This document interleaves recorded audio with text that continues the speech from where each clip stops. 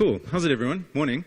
This is a bit of a rocky start to the morning, so not the ideal way to begin, but I get the sort of honor of going first.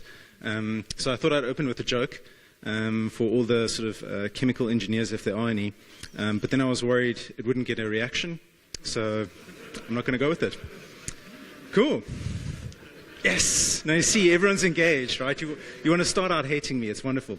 So I've got this glorious task. I thought I'd do a talk on SF. And SF in 20 minutes is an impossible task. I want to give you a flavor. I want to give you a taste of how cool this package is and why you should definitely be trying to learn it.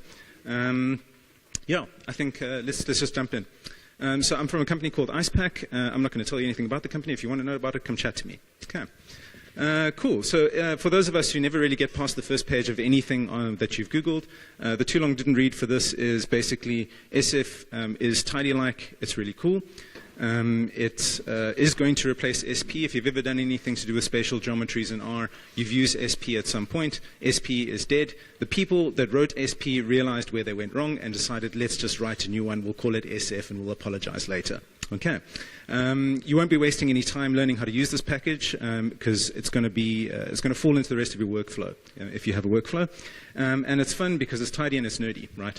There's kind of subtle things that the guys have done in this package that you really appreciate, right? When you kind of look under the hood. So as a quick overview, I'm going to give you an overview of some of the geometric primitives. Some geometries in R using SP, so for those of you that have done it before, what it kind of looks like. Some SF basics, some worked examples. If we've got time at the end, which we might not, we'll just cut it to sort of speed things up. Some questions. Okay, so why do we need a package? Geometry is not so hard. Like Euclidean geometry has been around for thousands of years. Like, why on earth do we need a package, right? And the truth is that the Earth is not round. The Earth is a spheroid, right? Which is true. It's part of the truth. It's actually an oblate spheroid, which means it's fatter around the equator. Okay? And the truth is, once you do a bit more digging, you find out even that is a gross approximation of the truth. We are all on a spinning potato. Okay? When you accentuate it a bit more, you find out that the Earth is really none of these things, right? And all of these models, when you deal with spatial data, are trying to find a concise way of approximating what the surface of the Earth is doing at different parts on the Earth so that we can get good distance measures out, typically speaking, right? So part of it's about distance, but there's other parts to it too. Okay. There's lots of different ways of projecting spatial data, right? Lots of different coordinate systems. This is like a work in progress. This is kind of a measure of humanity's effort at trying to describe the potato. Okay, so I'm going to talk about. We'll cover this WGS 84 sort of near the end. But as a fun throwaway, this UTM at the bottom here, this Universal Transverse Mercator projection, is fundamental to every tile server. So if you've ever gone on Google Maps and you're on a slow connection, you see those tiles loading one by one. UTM actually defines the indexes for each of the tiles. It's a really concise way of converting the whole of planet Earth into a grid. Right? Super cool. So you're using it even if you don't know it. It's really nice. Okay, so some geometric primitives. This is going to seem really obvious, but it's kind of its simplicity that gives it a lot of leverage. We've got points. Points are just, okay, so points in general, 2D or 3D, could be 2 features, 3 features, or geometry is defining the point. We have lines. Lines, typically 2 or more points, can be as many points as you want. We also call this a line string, technically speaking. I've got here like points and multi-points and lines and multi-lines. You'll see how this ties together. And lastly, polygons. So polygons are like lines, except the end sort of meets the start. And that gives it this property of closure. So you can think of it, it actually has a space that it now occupies. So you can think of like a bow tie. If you have a round polygon and you just turn it in the middle, that's still one line string, but you could sort of get these 2 parts of the polygon, which is quite nice. I've left a couple of links in the presentation just to show you if you know SP and you want to migrate over, this is, there's a whole mapping of functions there that the guys have provided. Okay, so this is straight out of the SP documentation. There's nothing fancy about this. This is to show you how to make some spatial points. Okay, so we're going to randomize some numbers. I'm not going to focus so much on the code, but sort of say make spatial points. And we look at the structure of this object, and you get something like this. Okay, it's a bit icky. Turns out this is an S4 class. Okay, so when you look at it, it's really not pretty. There's like coords, a B box, bounding box, and a proj4 string, which is the projection system. So S4 is it's a reference class system in R. It's got its place. It doesn't work so well with SP, and the reason is if you ever want to get to any of the sort of attributes inside that object, you have to use the @ sign. So already now you're going like dollars and ats, and this doesn't really gel well with anyone's liking of R. So if you want the coordinates, you say xy.sp at coords, right? And that pulls out that slot. So now if you're like me and you really like using dplyr, all you want to do is use that pipe operator and select something within the object. You get this wonderful error message, right, telling you, I don't know how to work with something called spatial points. And you're like, thanks for not being compliant with the way we like to use R. Okay, so that gets awarded a yuck. That's really not cool. So you can do this. You can attach additional columns to the data frame, which is quite nice. So there's our coordinates, and there's more stuff. And there's something really subtle about this if you just look at it, is if you look at every row here, I've got some sort of value 1 and value 2, but the actual column name itself determines what's inside the column.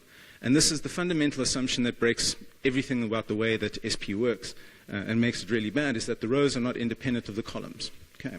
So all of a sudden the type at the top here is actually determining what's in it. Bad. Very bad. Okay. So it's not half bad in that we can attach a column, but this is where it gets really bad, is when you want to do joins. So let's say I've got this data frame on the left and the data frame on the right, and I want to do some sort of join between these two on this column over here. So if you're writing dplyr, you'd say, well, S left join with the stuff on the right, and you get an error message. You say, Rob, you're being lazy now. You know you have to use that @ sign, right, to get to the data. And then you can get your join out. Cool. It just looks really ugly again. But the bigger problem here is that the coordinates column over here did not track with the rest of the data frame. We lost our coordinates. So cool, we can join data, but you're going to lose all your spatial information. Okay.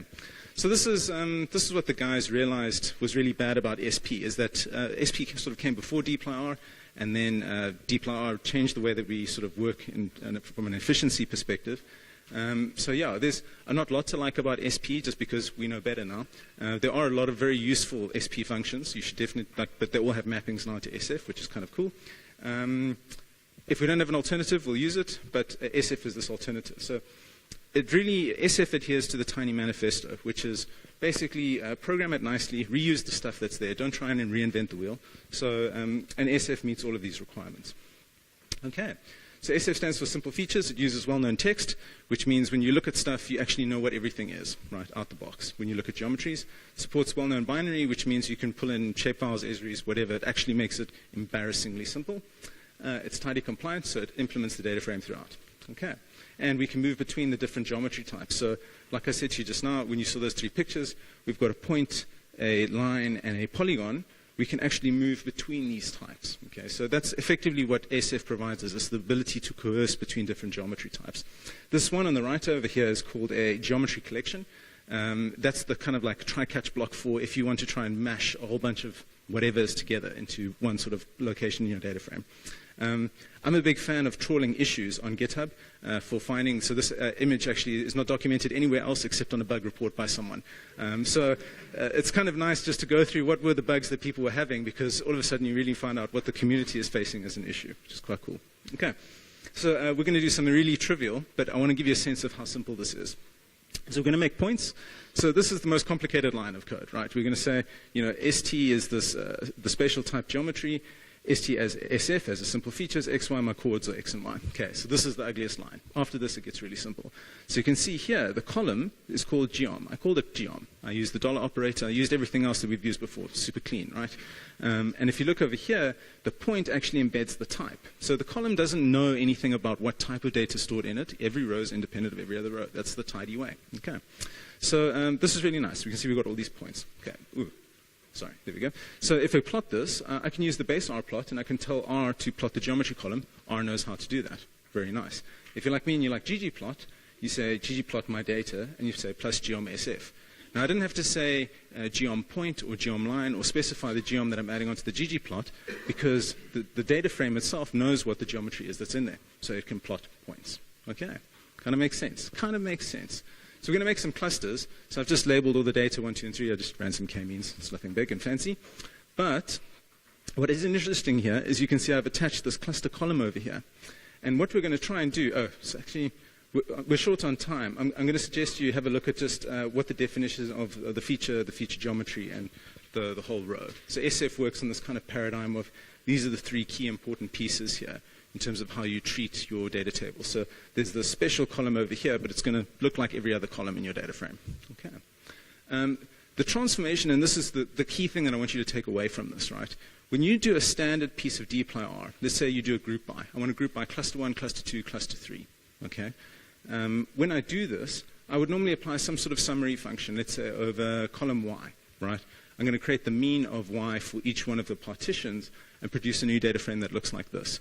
And what SF does is SF fills the gap that says, I want to do the same thing, but I want to do it on the geometry column. I want to create some sort of new geometry on the right-hand side there that's some compression of a higher dimensional row into a one-dimensional thing, right? So as an example now, we're going to use, thank goodness, pipe operators, nice and clean. We're going to group by cluster, summarize, and tell it to union the geometry column. So take all those points and make it into a union collection, which is just one collection of a multi-point, right? So this is nice because we end up with this, which is exactly what we want. Cluster 1, 2, 3, and a set of points for each one of those clusters. So the next step that we can do then is we can say, well, now take a convex hull and apply it to that geometry column, right? And plot it. So now, nice and simple again, we get a plot that looks like this. That's really clean, right? It's a nice way. We didn't have to wrangle geometries, didn't have to make temporary data frames. We could just work with it, right? Okay. We can make centroids, and I thought I'd give you an example of a line string, but it's a bit complicated. But effectively, you can just union 2 points and then coerce it into a line string. And it's like, oh, okay, I guess I can do that, and it does it, right? Kind of, it's like dplyr, it doesn't complain much. So you can very easily, in the same way, go ahead and create, and you can see here, I'm just using ggplot and geomsf, 2 different data frames, and I said, color this one by cluster, right? So again, now grammatically, everything actually reads really well, but we're doing some complicated stuff behind the scenes. I'm a big fan of Voronoi tessellations. If you've never heard of Voronoi chart, look it up, it's super cool. Kind of gives you this idea of ownership, or who's closest to what. But just to take you through the process, if you take that same geometry column from our cluster data and you union it, you collapse it all into one big multi-point column, right? Because we didn't specify a group, but we didn't specify a partition. So just make one big multi-point. You take that, apply a Voronoi algorithm to it, also comes free out of the SF package, and you get this geometry collection, that ugly thing I warned you about earlier. But don't worry, they've got a function to effectively strip that away, give you a set of polygons. You can coerce that into a data frame, and then from there coerce it back into a spatial data frame. And we end up with this very pretty picture, right? So we can combine that with the stuff that we've already got, and you'll see what's really nice here is I've got 4 geom-SF plots now, except over here I'm using from data frame XY a column called Voronoi, and from this data frame in XY a column called geom, right? So now I can actually tell it which columns to use in the same data frame in the same plot, right? Which comes out looking like this. And this is very pretty. So now you can see for each cell all the space around the cell that's actually closest to that cell, how the cluster line is actually divided. If you're writing a k-means algorithm and you're looking for a nearest neighbor, this is a visualization of how the algorithm is actually going to work. Okay. So it was, that's pretty sweet. Shapefiles is a well-known binary. This is even quicker. It's 2 lines. You tell it, read in the world, and you get that. And you're like, wow, that was easy. Cool. Don't know if you've ever worked with shapefiles before. They're really, really icky. It's nice not to have to do anything. And you can see on the table over here, we've got the name of every country as a row, and on the right here, this multi-polygon. So this is, countries are not one polygon, they're lots of polygons. Like we've got South Africa, and then we've got Robben Island is like this little polygon on the side, and we've got a couple of other islands that we own. And yeah, so lots of countries are sort of broken up into multi-polygons.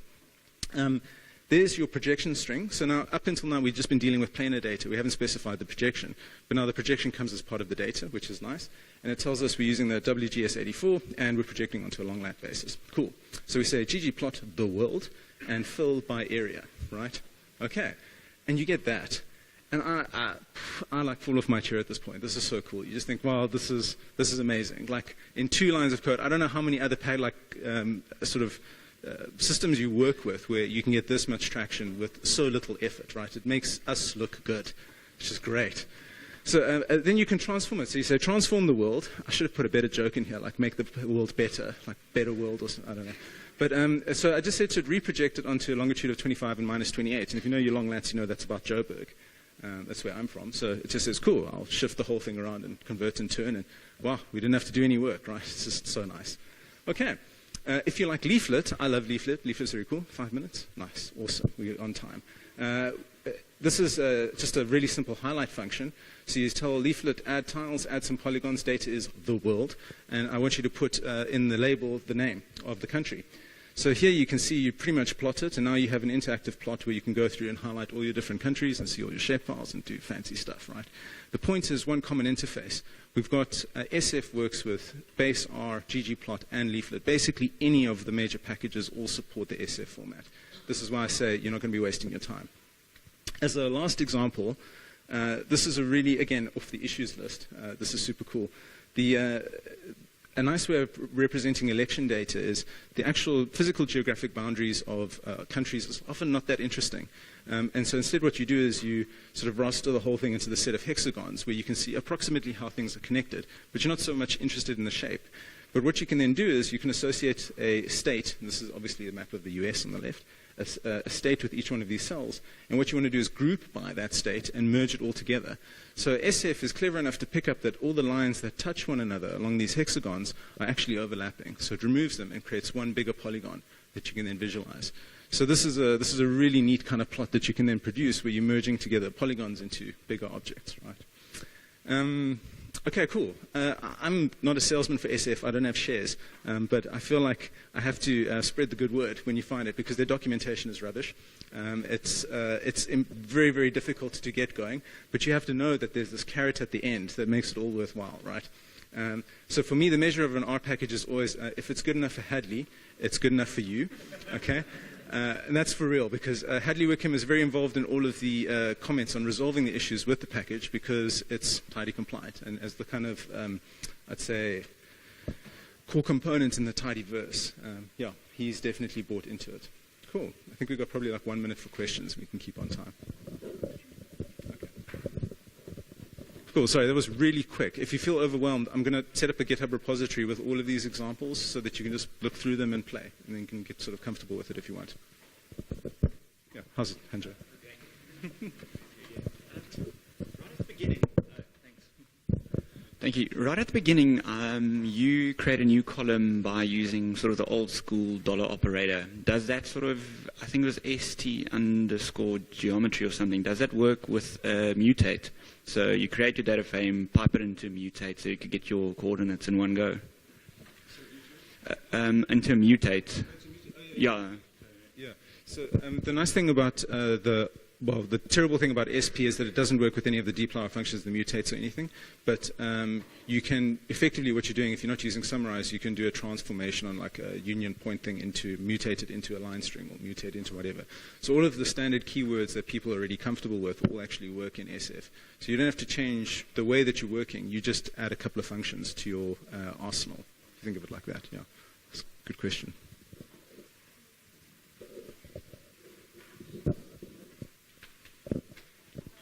Oh, okay. For somebody who hasn't used either SP or SF, but occasionally like bumps my head against wanting to do some geographic stuff, is this a good choice? And also, can you give an application type of like, where do you think this is best used? Oh, okay. So two parts. I mean, the one is if you've never used SP or SF, you're the luckiest person in the room because you can't make the mistake of wasting time with SP. Yeah, I think you just jump straight in and you learn SF. I mean, that's the simple way. You get a lot for the effort that you put in. The applications for this, I didn't show you any of the distance functions, but where things get really annoying is South Africa, we're kind of fortunate in that you can take our longs and lats, do a Euclidean distance, multiply it by 110, and you get approximately kilometers. If you all of a sudden start working with Australian data or data in the UK and you do that same thing, you're way out in terms of all your estimates. So you can do a crude approximation, but where it gets really interesting, if you work a lot with GPS data or spatial data, or anything on the surface of the Earth, you want to be leveraging, there's an st_distance. That will give you either matrix distance or vector distance between any 2 points or whatever. So that's really where the application area gets really interesting, is when you're actually analyzing data and you're trying to make the distance calculations between things on the sphere. Cool. Thanks.